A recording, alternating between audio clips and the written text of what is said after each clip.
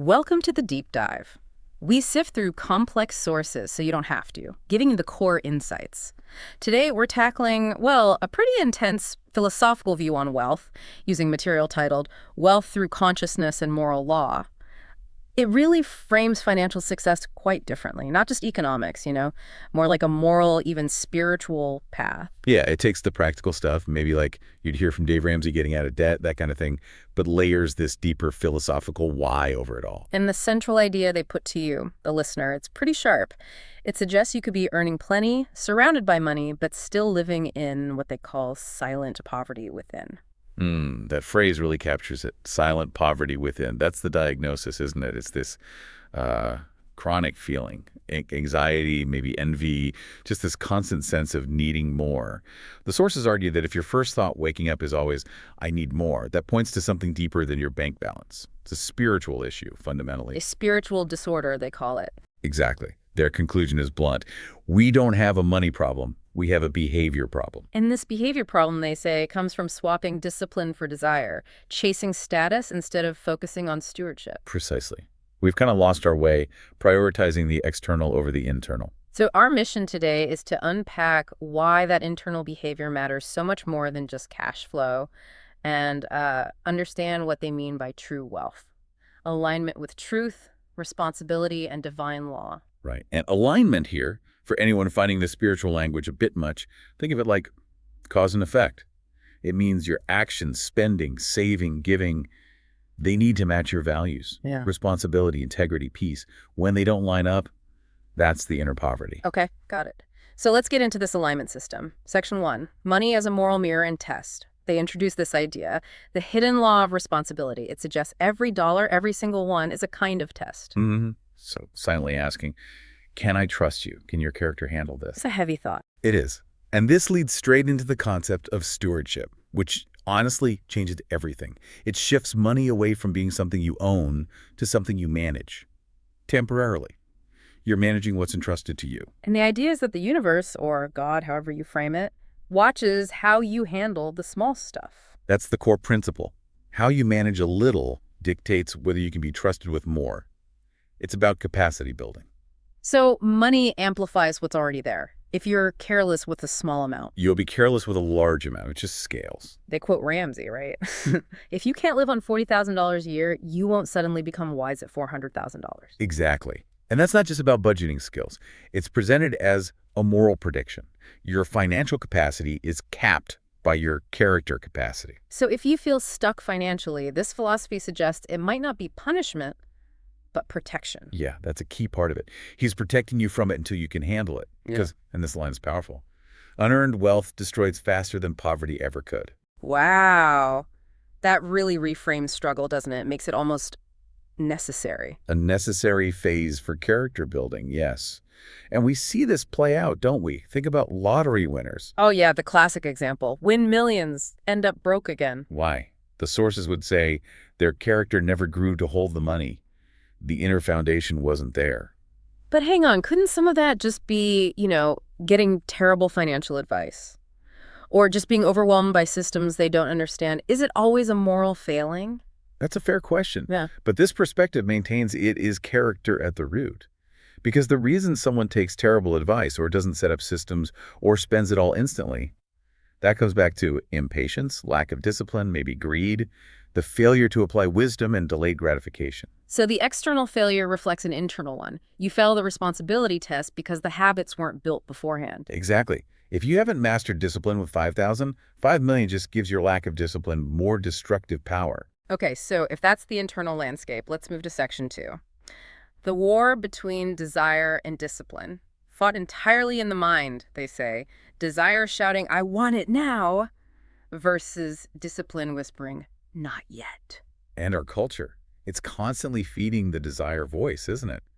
We buy things we can't really afford, trying to impress people, maybe people we don't even like, often with money we technically don't have yet. The sources call that slavery disguised as success. That phrase is potent. It is, because it captures the feeling, right? The constant stress over payments. That is a form of slavery, no matter how nice the car looks. So reclaiming freedom requires sacrifice. Which links back to that other famous line, if you live like no one else now, Later, you could live like no one else. Yeah. This isn't just a budget tactic. It's framed as a moral choice, choosing principle over impulse.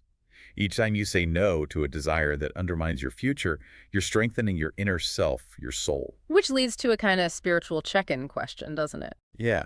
What am I tolerating inside myself that keeps me broke? Not just financially, but spiritually broke.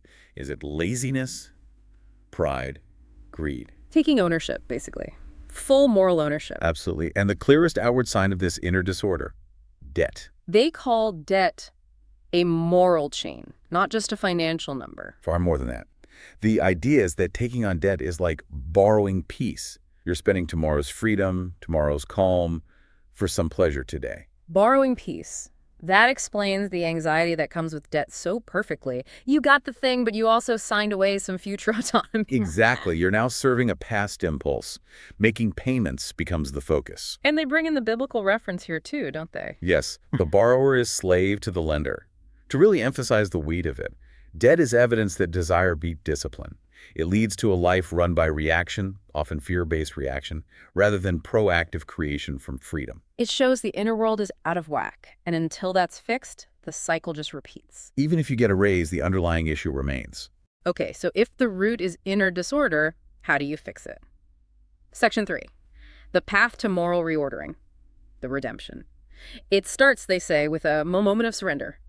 Hitting bottom, maybe. Admitting, I can't live like this anymore. That humility, that admission is the doorway, and it leads straight to repentance.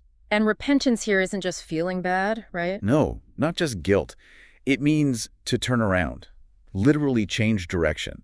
It's an active turning away from the old path of indiscipline onto a new path of order. Can you give some concrete examples? How does budgeting become spiritual? Well, creating a budget, in this view, repents of carelessness. It's a deliberate act of saying, I will be responsible with what I'm managing. Paying off debt, that repents of past greed or impatience. Giving generously, that repents of fear, the scarcity mindset. The underlying principle being obedience before overflow.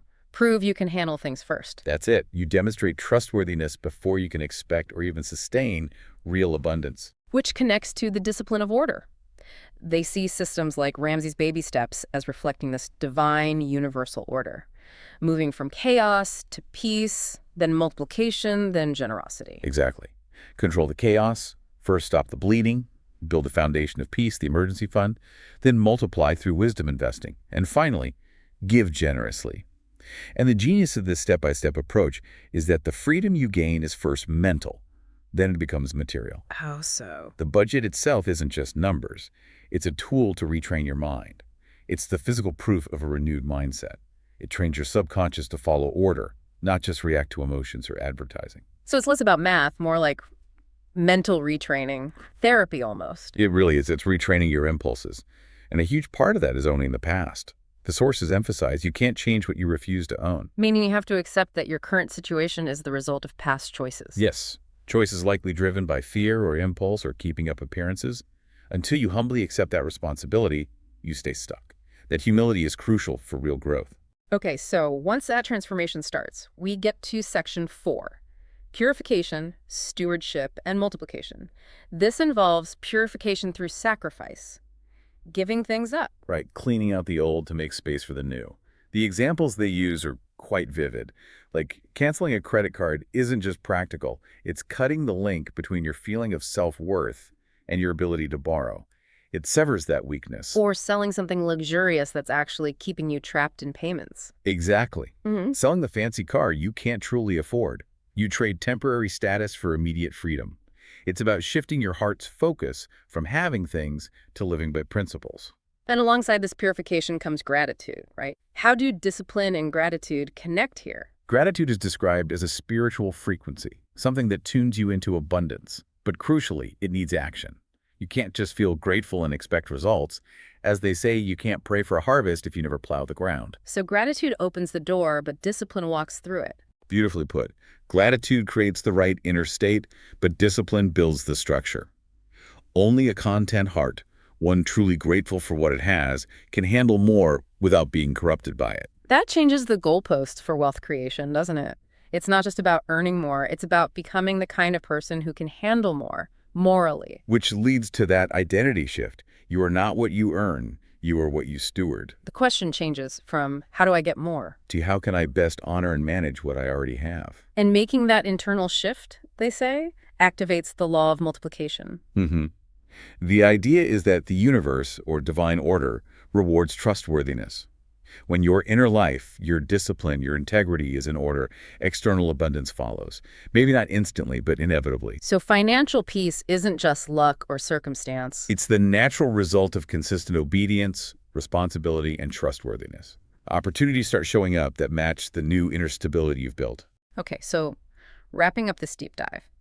It seems true prosperity, in this view, is really about achieving moral clarity. It's about finding that rhythm between earning, managing wisely, and giving back. Every struggle becomes a lesson. A spiritual lesson in disguise, yes. Ah. Designed to refine you, build your capacity for responsible stewardship. And the ultimate aim. Reaching that peace beyond possession, that state where your inner calm doesn't depend on your bank balance fluctuating, where gratitude genuinely outweighs greed, that kind of wealth. It's quiet, it lasts. It comes from becoming the kind of person who can hold abundance without losing your soul. That quiet confidence, built on discipline, aligned with values, that's the real wealth described here. So if every financial choice declares who you serve, maybe God, maybe greed, maybe faith, maybe fear, will leave you with this thought to chew on. What's the moral message of your last 3 purchases? Think about that. Until next time on The Deep Dive.